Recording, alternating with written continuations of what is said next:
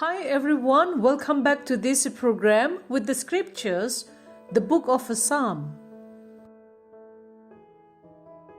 Psalm chapter 15, verse 1 to 5.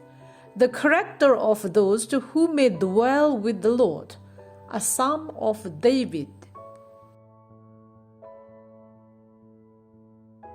Lord, who may abide in your tabernacle?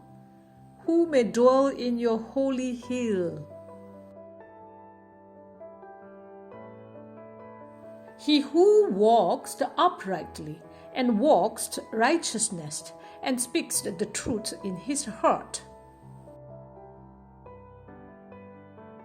He who does not the backbite with his tongue, nor does the evil to his neighbor, nor does he take up a reproach against his friend.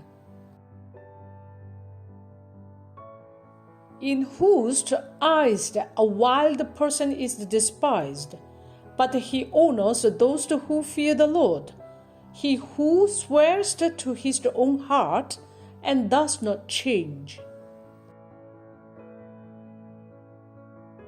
He who does not put out his money at usury, nor does he take a bribe against the innocent. He who does these things shall never be moved.